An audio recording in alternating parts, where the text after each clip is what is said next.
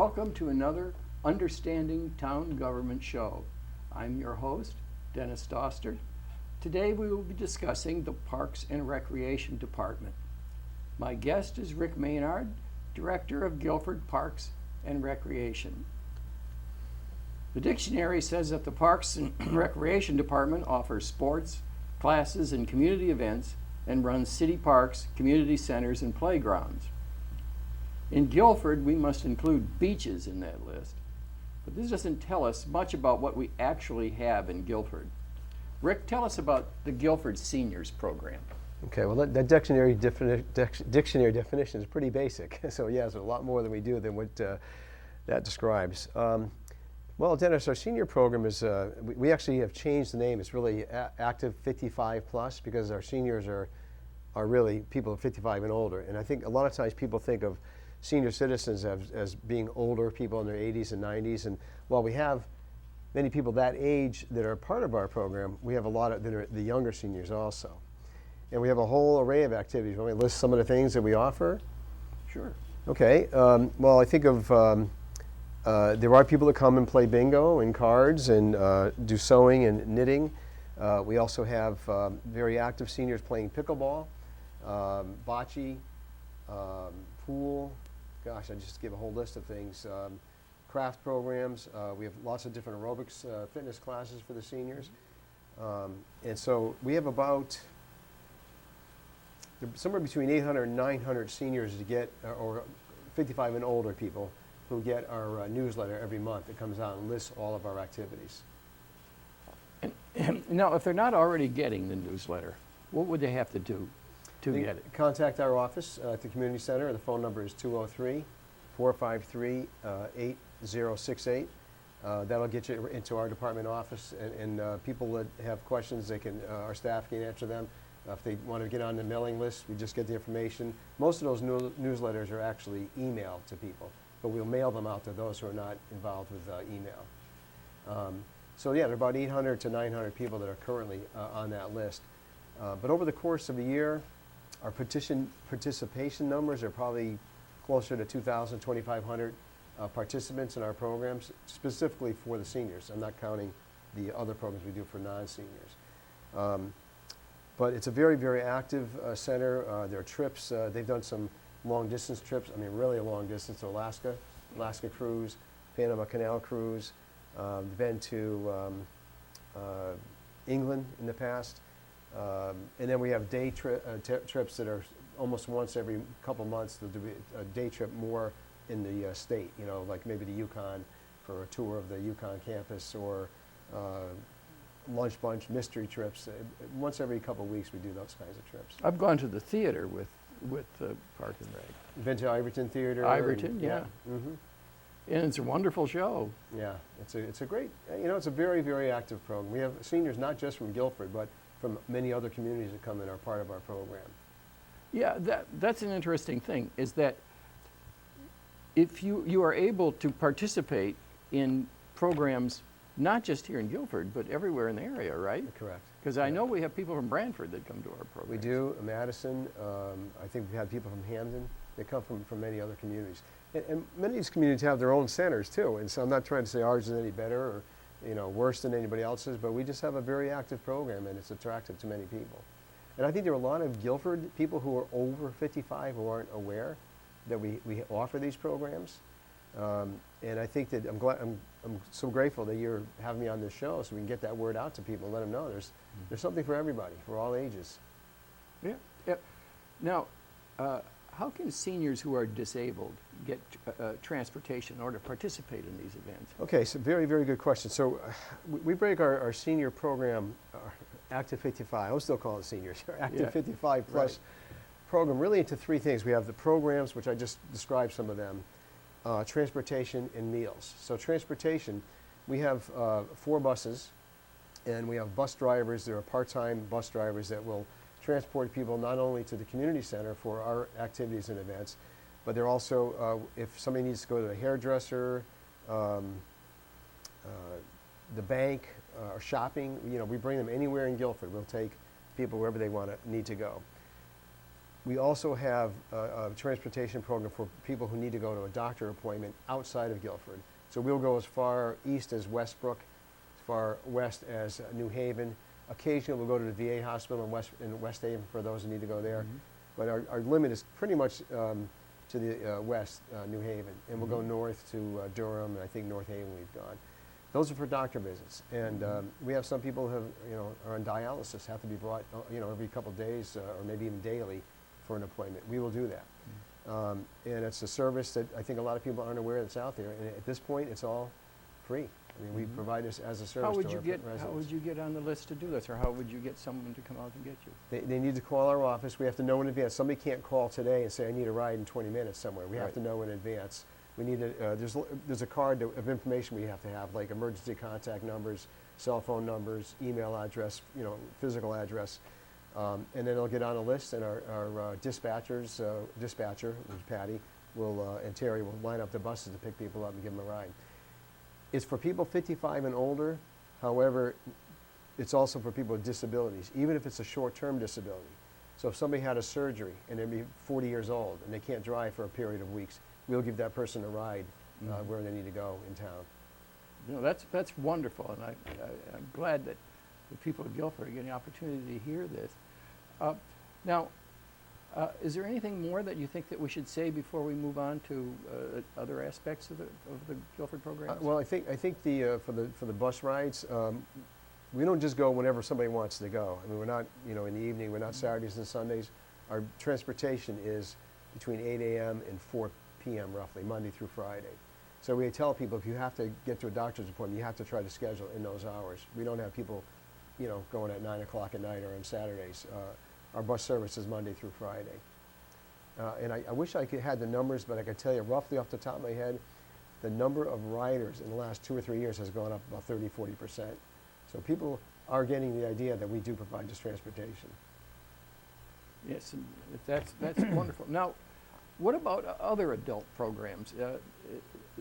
What is there for us who are tweeners between 18 and... and actually, can I just step back and just talk about the meals for a second, too? Oh, sure, yes. Because that's the third sort of leg of what we offer for the 55 and older. We have tremendous lunches. And you've had some of our lunches, and our food is not institutional food. It's very, very almost gourmet type food. It's very, very good. And we do lunches Monday, Tuesday, Thursday, and Friday. The only day we don't offer lunch is Wednesdays. That's the day we leave open in our large room for the community. For example, one of the garden clubs meets on Wednesdays once a month, I believe, in that large room there. There are other groups that occasionally will have a meeting, on a Wednesday. So we'd like to leave Wednesdays open for other community groups. But so the lunches, again, people have to sign up ideally in advance, although people can call the morning of and ask for a lunch, and we'll get them on the list. And our meal lunches will be anywhere from maybe 30 people to we have had as many as 90 to 100 come for lunch. And the menu is always in that newsletter that I mentioned earlier that goes out. So the whole month menu is in there. So people like the eggplant parmesan, they can sign up for that day and come and have that for lunch, for example. We also provide breakfast. Anybody can come for breakfast. You don't have to be 55 and older for breakfast. Anybody can come in and have breakfast from about 7 a.m. till 9:30, 10 o'clock. And we noticed a lot of the participants who might be in our aerobics class might come down and have a coffee and a bagel and hang out for a while and have some breakfast before they go home. Or sometimes the parents of our kids in gymnastics, while their kids are in gymnastics, they come over and have a little snack to eat while their child is in the gymnastics program.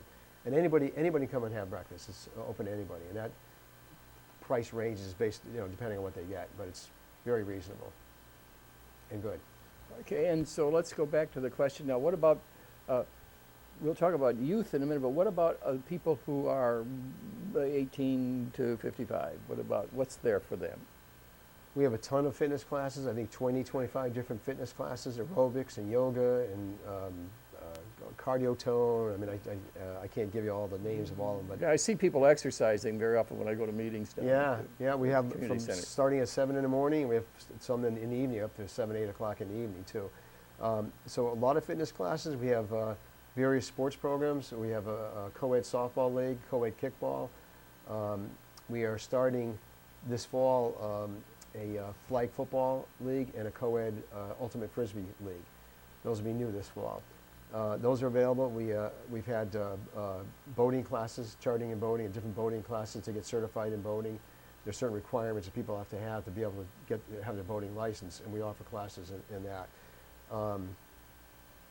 Of course, we have the special events like the concerts and so on, which maybe I'll get into more detail when we talk about other programs. But the concerts, mostly they're adults that come to those, although there are a lot of kids that come to them also. So it's a pretty active place. Now, I have a class, an Italian class, and is this just for seniors, or can anyone that wants to attend that class, can somebody 40 go to it? I think if there was room, we would take people. Some of those programs are specifically set up for the people who are 55 plus.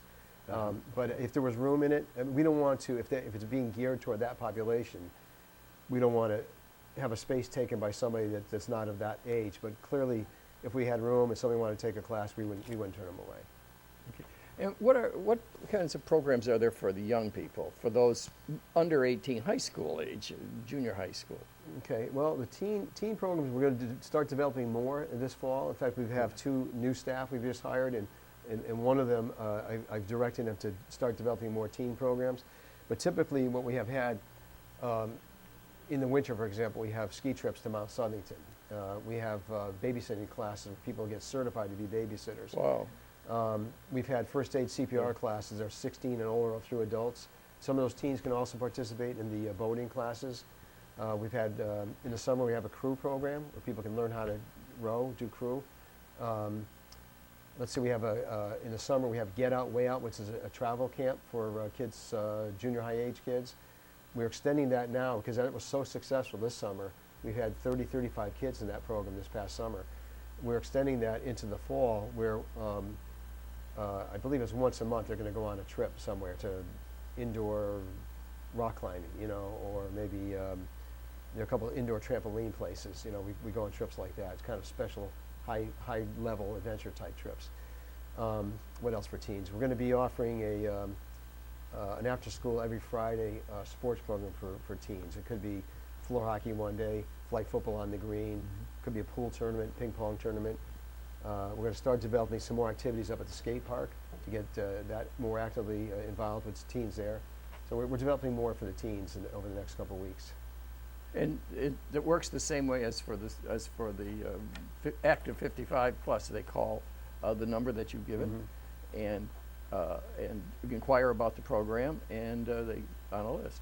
Well, and also our website, Guilford, www.guilfordparkrec.com.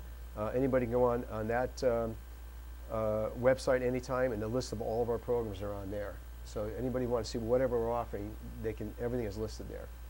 And does the newsletter also contain the youth programs? Newsletter is just seniors. That's just seniors. I'm sorry, active 55 plus. I keep calling them seniors.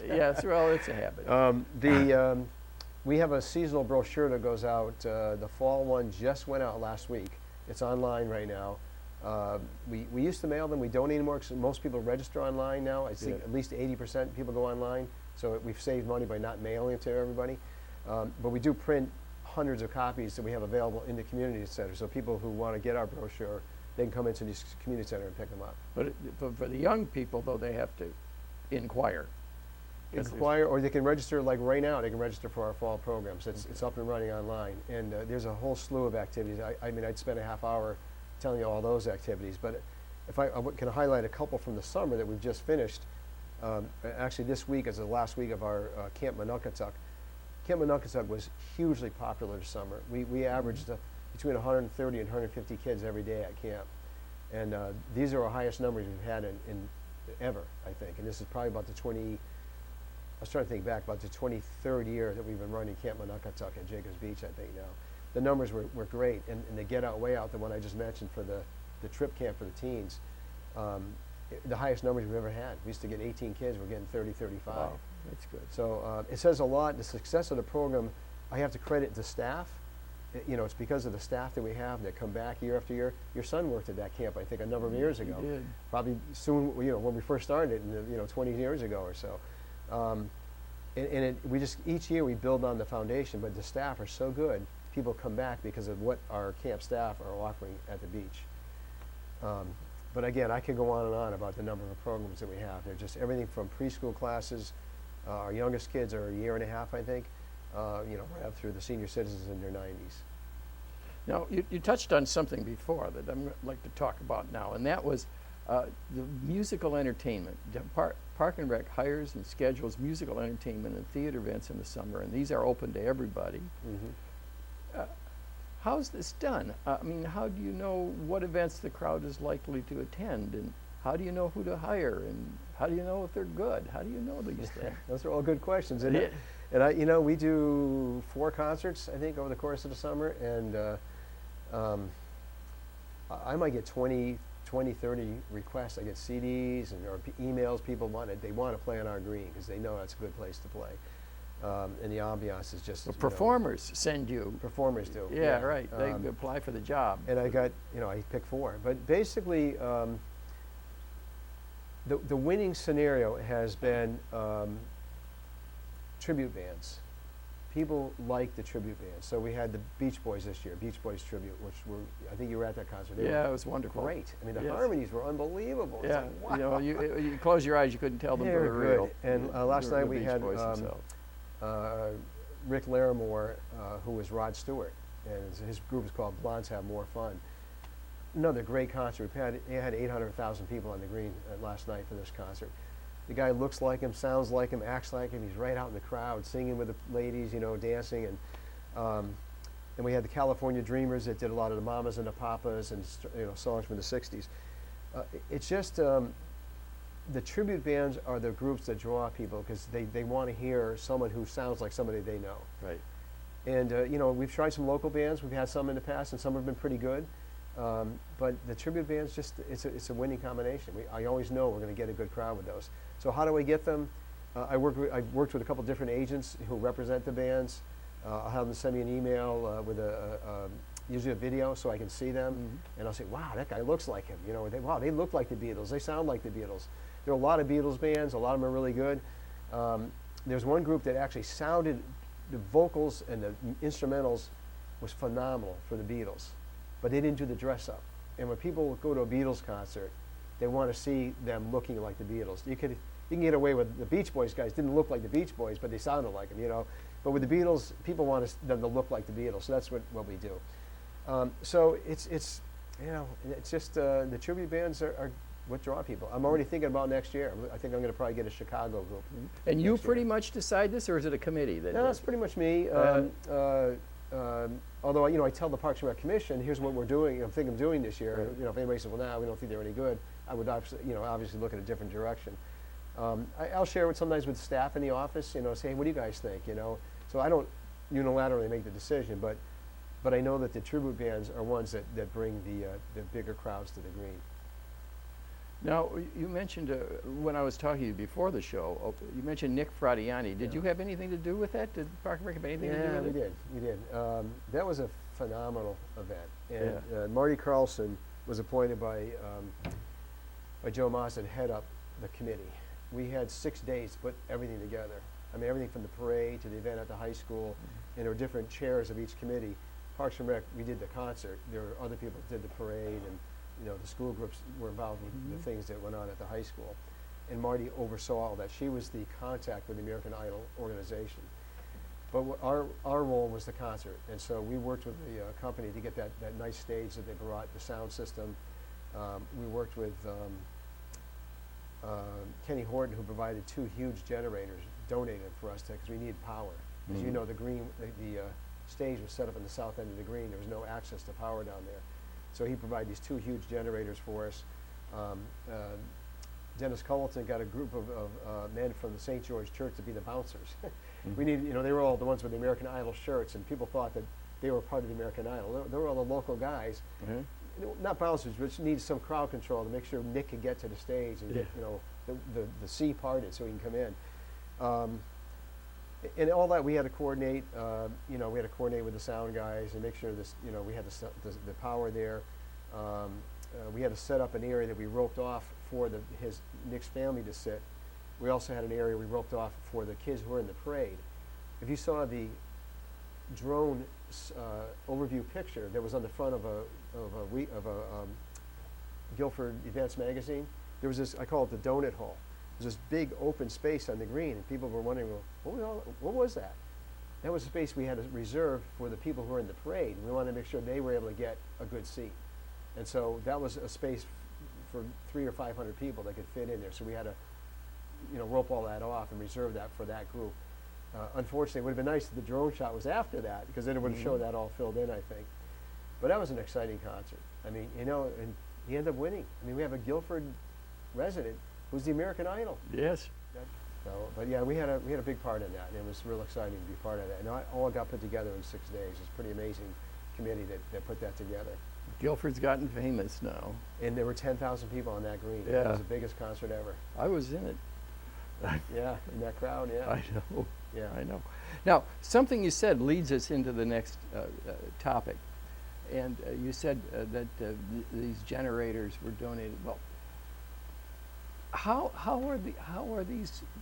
For instance, how are park and beach grounds maintained? Is there someone who reports back to you what's needed?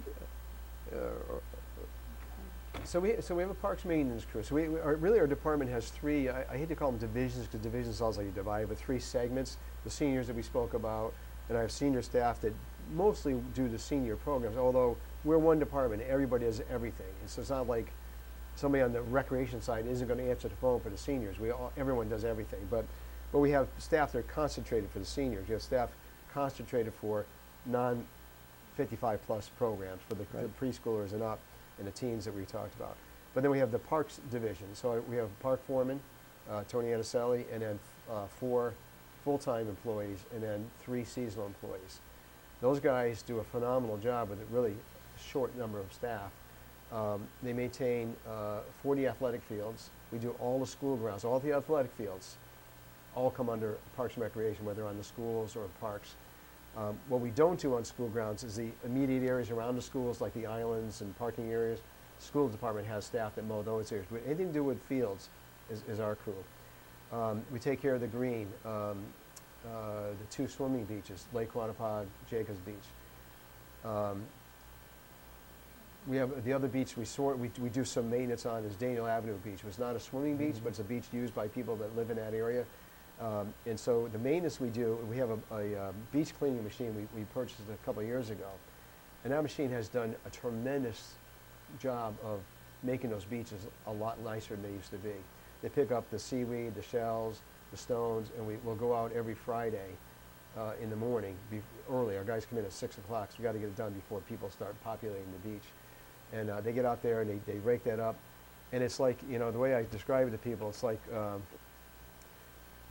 on a Friday, it's like when you get that first snowfall and your front yard looks beautiful, then people start walking in it. It's like, oh, they ruined it. They put footprints in that beautiful snow. It's like when that beach is first groomed, you don't want to be the first one stepping on it because it looks so nice. It's got a groomed look and combed, and but then you start walking on it. And, I mean, it's there for people to walk on. I'm being a little silly about it, but it looks so good when it's done. And we've gotten so many compliments from people.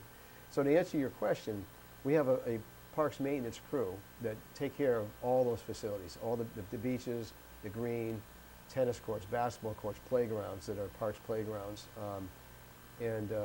Tony goes around, or, if I see something or a resident calls me and says, gee, there are a lot of weeds, then we'll respond to that and say, look, let's get a crew down and let's get those weeds taken care of. And so we're involved with the new fields at the high school. I just had a meeting there this afternoon about the softball fields there. It's a high school project, but we're the ones that are going to be maintaining it. So we've had a lot of input into the certain areas in the field, like where are the gates, how are we going to get in with our equipment to maintain the field. So we've been involved with all those conversations about that. Now, all of this requires money, right? Everything is. How is Park and Rec supported? How are the programs paid for? So all the programs are self-supported. All the concerts, fireworks, we do get some money in the town budget for the fireworks, but all of the concerts, all the special events we do, all of our programs are self-supported. There's no town money, budget money in those at all. And so they're supported because we are successful with our programs. And there's little revenue that comes from, let's say, for example, our camp, if the fee is based on 120 kids, we get 150. There's some extra money that's come in from that camp that now we put back into the community by offering these special events. And in some cases, like one of the picnic shelters at Jacobs Beach was not paid for with tax dollars. We had some money in that account that came in from the camp program. We were able to make that improvement down there and build a picnic shelter. So, but all the salaries, the staff, the maintenance equipment, that's all paid for by the town budget. But programs are self-supported. Okay. And, well, that explains how big is your budget? Oh boy, let me think. I'd say it's about $1.3 million, Okay. the town budget. And we get all of this benefit out of it that you've been talking about Right. here. And now, there's a Park and Rec Commission, and what is its job? What does it do? So the commission, it's policy making. There are 9 members on the commission. Okay. It's a policy making commission. So here's a great example. We're looking into a dog park, for example. Okay. Now, we had a group of residents have come to us asking for a dog park. In fact, our last commission meeting, there were about 40 residents came that, speaking in favor of the dog park. So the commission we're now looking at different areas. Where might this dog park go? We haven't settled on where that's going to be yet. The commission chairman and I walked with a consultant about 2 weeks ago at some of these different locations, waiting for her recommendation of where she thinks the best place this could go. She's going to look at all different elements of, what are the factors that go in here. That recommendation will come to the Parks and Rec Commission. They'll vote on where they think is the best place to put this, and then that'll then go to public hearing, planning and zoning, and Board of Selectmen at some point, and people will be able to comment, pro and con, on that. So the commission's involved with those kinds of things. They have to approve the budget that we present. And the commission holds the public hearing, and it works much like the other boards and commissions in town, to hold a public hearing and then make a decision after the public hearing. Yeah, the public can come to any meeting. We have a public forum at every one of our meetings, so anyone can come and speak about anything they want to that has to do with Parks and Recreation. Most recently, those issues have been the dog park. There were residents that have, who were against the dog park. Excuse me. And then there were a lot that came in favor of it. And so the commission weighs all these things. And if there's any ordinance change, proposed ordinance change, the commission looks at that ordinance and says, yeah, it makes sense to make a change here.